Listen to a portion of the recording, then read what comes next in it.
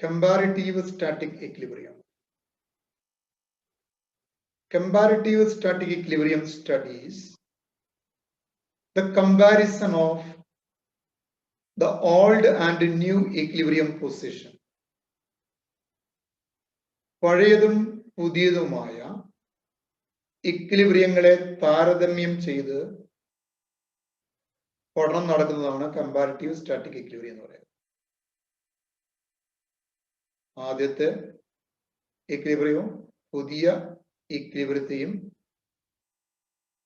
Compare ചെയ്യുക. It does not study the path of change. എന്നാൽ പഴയതിൽ നിന്നും പുതിയതിലേക്ക് വന്ന ആ മാറ്റത്തെ അതിന്റെ വഴി കമ്പാരിറ്റീവ് സ്റ്റാറ്റിക് ഇക്വിലിബ്രിയത്തിൽ ഇല്ല. In comparative statics, we make only the first equilibrium position and the final one.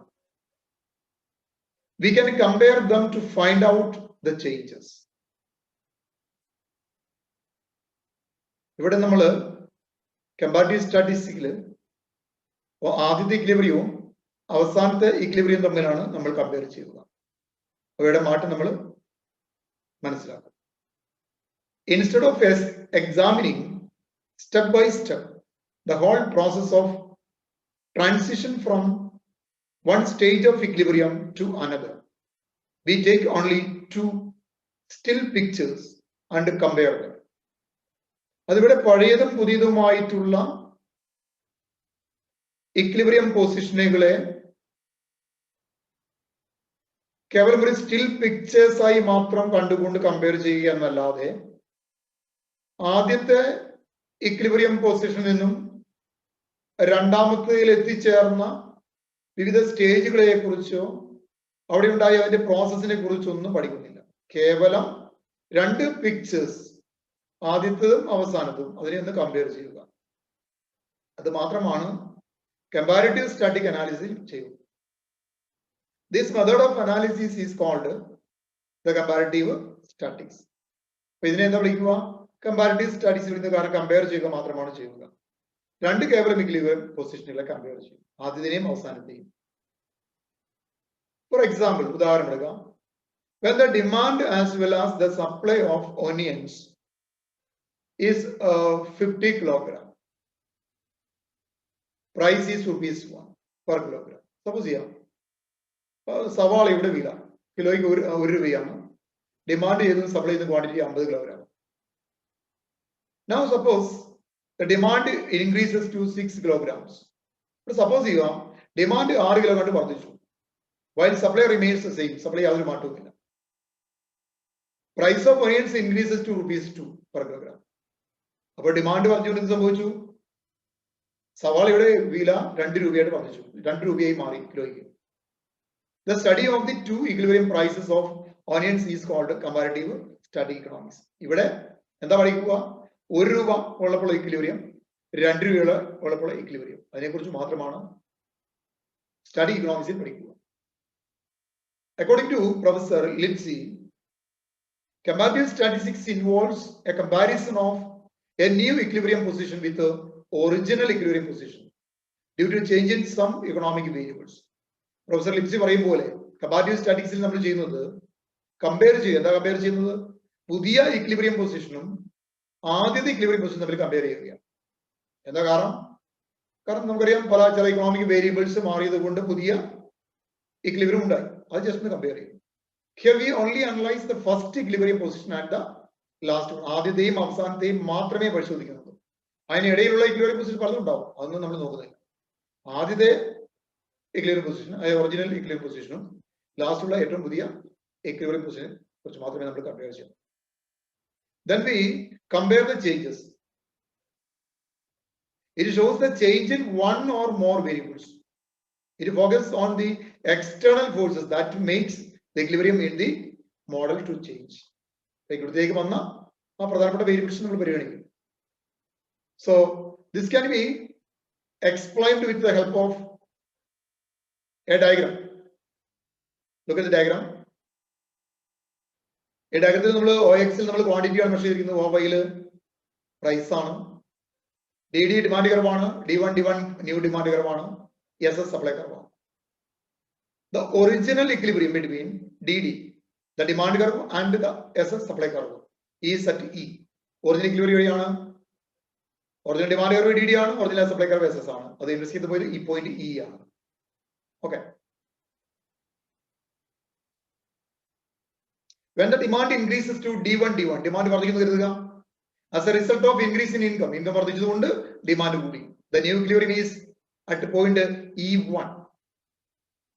എവിടെയാ?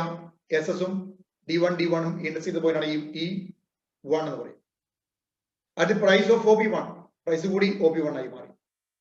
In comparative static analysis, we are concerned only with explaining the new equilibrium position at point E1 and comparing it with E. We are not concerned with the whole path of the system has traveled from E to E1. ഇവിടെ point ഇയും point E1 രണ്ട് ഈക്വിലിബ്രിയത്തിൽ നമ്മൾ compare ചെയ്യുക മാത്രമാണ് ചെയ്യുക. മറിച്ച് E1 E1ലേക്കുള്ള പ്രയാണത്തെ കുറിച്ച്, അതിന്റെ പാത്തിനെ കുറിച്ച് നമ്മൾ ഒന്നും പറയുന്നില്ല. ഓക്കെ, നെക്സ്റ്റ് ഒരു ഇക്വിലിബ്രിയമാണ് സ്റ്റേബിൾ ഇക്വിലിബ്രിയം എന്ന് പറയും. സ്റ്റേബിൾ ഇക്വിലിബ്രിയം എന്താണ്? Stable equilibrium, equilibrium is said to be stable when the economy is disturbed on which it depends and again resume to its original position. That is, the disturbances in the equilibrium is self-adjusting so that the original equilibrium is restored. ഇവിടെ equilibrium നമ്മൾ stable ആണെന്ന് പറഞ്ഞപ്പോൾ അറിയാമോ? ഒരു നിലവിലുള്ള ഇക്വിലിബ്രിയത്തെ disturb ചെയ്യപ്പെടുന്നു എന്നുള്ള കാരണങ്ങളുണ്ട്. അങ്ങനെ എന്താണോ അറിയുക, അതിന്റെ ഒറിജിനൽ പൊസിഷൻ അത് വ്യതിചലിക്കുന്നു. വീണ്ടും എന്ത് ചെയ്യുന്നു? സെൽഫ് അഡ്ജസ്റ്റിംഗ് ഫോഴ്സിലൂടെ അത് വീണ്ടും ആ ഒറിജിനൽ ഇക്വിലിബ്രിയം പൊസിഷനിലേക്ക് വീണ്ടും എത്തിച്ചേരുന്നു. ആദ്യം ഉണ്ടായിരുന്ന പൊസിഷൻ അവിടെ എന്തെല്ലോ കാര്യങ്ങൾ കൂടി ചേഞ്ച് ചെയ്തു, വീണ്ടും അവിടെ തന്നെ എത്തിച്ചേരുക, ഓട്ടോമാറ്റിക്കായി എത്തിച്ചേരുക, സെൽഫ് അഡ്ജസ്റ്റിംഗ് പറയുന്നു. അപ്പൊ അങ്ങനെയുള്ള ഇക്വിലിബ്രിയത്തിലാണ് നമ്മൾ സ്റ്റേബിൾ ഇക്വിലിബ്രിയം എന്ന് പറയുക. ഇൻ ദി വേർഡ്സ് ഓഫ് മാർഷലിന്റെ വാക്കുകളിൽ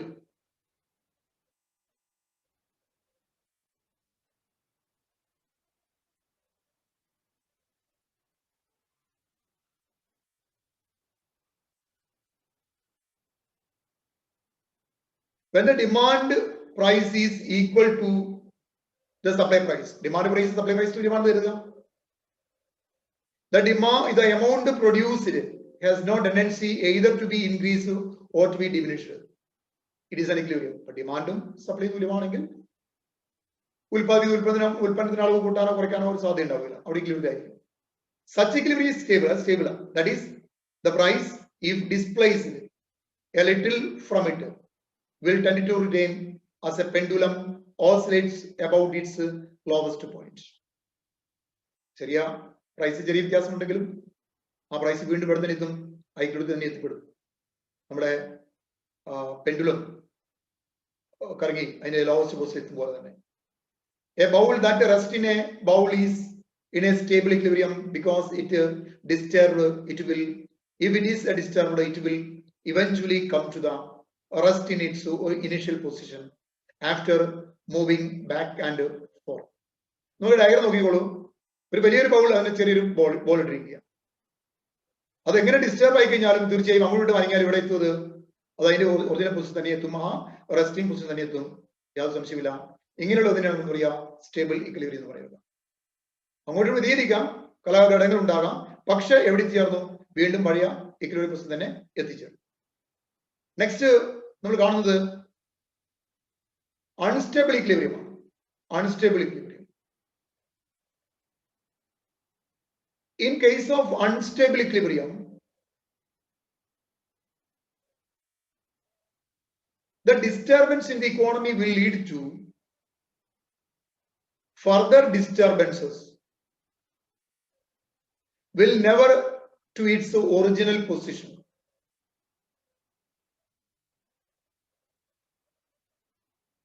Unstable equilibrium എന്ന് പറയുമ്പോൾ ഒരിക്കൽ ഇക്വിലിബ്രിയം പൊസിഷൻ ഡിസ്റ്റർബ് ചെയ്യപ്പെട്ടാൽ ഒരിക്കലും ആ original position തിരിച്ചെത്തില്ല.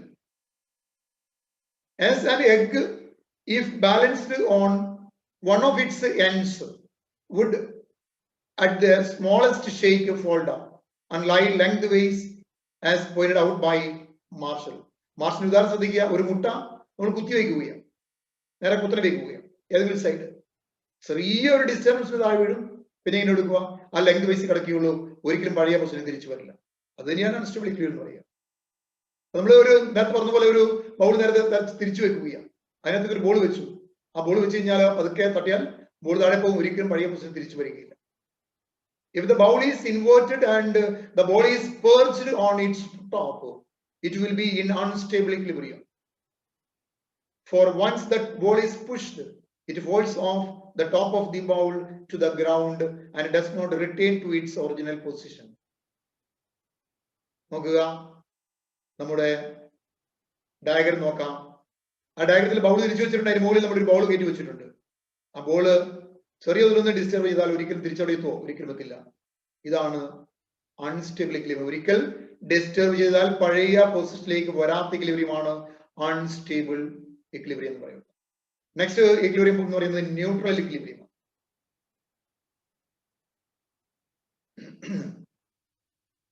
Neutral equilibrium is when the disturbing forces neither bring it back to the original position nor do they drive it further away from it.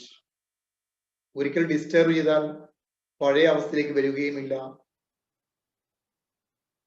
അത് വേറെ എങ്ങോട്ടെങ്കിലും വീണ്ടും ഡിസ്റ്റർബ് ചെയ്താൽ വേറെ എങ്ങോട്ടെങ്കിലും പോകും, പഴയതിലേക്ക് ഒരിക്കലും തിരിച്ചു വരില്ല. വീണ്ടും ഡിസ്റ്റർബ് ചെയ്താൽ വേറൊരു പൊസിഷൻ എടുക്കും. It rests where it has been moved. എങ്ങോട്ട് മൂവ് ചെയ്തോ അവിടെയായിരിക്കും ഉണ്ടാവുക. When an initial equilibrium position is disturbed, ആരംഭത്തിലുള്ള ഒരു ഇക്വിലിബ്രിയം പൊസിഷൻ ഡിസ്റ്റർബ് ചെയ്യപ്പെട്ടാൽ the forces of disturbance bring it to the new position. ആ ഡിസ്റ്റർബ് ചെയ്യപ്പെട്ട ഘടകങ്ങൾ അതിനെ പുതിയൊരു ഇക്വിലിബ്രിയം പൊസിഷൻ എത്തിക്കും. Where the system has come to rest. അതവിടെ എന്തായിരിക്കും? റെസ്റ്റിംഗ് ബേസ് ആയിരിക്കും ഉണ്ടാവുക. നേരത്തെ പറഞ്ഞ എക്സാമ്പിൾ എടുക്കാം. A ball on the billiard table, if disturbed, will come to rest at the new position to which it has moved. അല്ലെ, ബില്ലിയാർഡ് അവിടെ ടേബിളിൽ ഒരു ബോൾ ഒന്ന് ഡിസ്റ്റർബ് ചെയ്യപ്പെട്ടാൽ അത് വേറൊരു പൊസിഷനിൽ പോകും, അത് അവിടെ റെസ്റ്റ് ചെയ്യും അടുത്ത ഒരു ഡിസ്റ്റർബൻസ് വരുന്നത് വരെ. According to Professor Pigou, an egg lying on its side is in neutral equilibrium. എന്ന് പറഞ്ഞ ഒരു എഗ്ഗ് കിടക്കുക, ചെറിയ എന്തെങ്കിലും ഒരു മൂവ്മെന്റ് ഉണ്ടായാൽ അത് വേറൊരു പൊസിഷൻ പോയി അവിടെ കൊണ്ട് റെസ്റ്റ് ചെയ്യും, അവിടെ തിരിച്ചിട്ടുണ്ടായി വീണ്ടും വേറൊരു പൊസിഷൻ പോയി റെസ്റ്റ് ചെയ്യും, ഒരിക്കലും തിരിച്ച് അത് വരുന്നില്ല. നമ്മുടെ ഡയഗ്രാം നോക്കിക്കോളൂ, ന്യൂട്രൽ നോക്കിക്കോളൂ. ഒരു ബോൾ കിടക്കുന്നു അല്ലെ, ഒരു ടേബിൾ കിടക്കുകയാണ് കരുതുക, ടേബിൾ അതൊരിക്കലും തിരിച്ച് ആ പൊസിഷനിലേക്ക് വരില്ല, മറ്റൊരു പൊസിഷൻ പോയി റെസ്റ്റ് ചെയ്യും. ഓക്കെ, അവിടെ ആ ഡയഗ്രാം മൂന്ന് നോക്കിക്കോളൂ. സ്റ്റേബിൾ ഇക്വിലിബ്രിയം നോക്കുക, ന്യൂട്രൽ ഇക്വിലിബ്രിയത്തിന്റെ മറ്റു പേരാണ് ഇൻഡിഫറന്റ് ഇക്വിലിബ്രിയം എന്ന് പറയും. അതുപോലെ അൺസ്റ്റേബിൾ ഇക്വിലിബ്രിയം നോക്കിക്കോളൂ. Okay, clear? Thank you.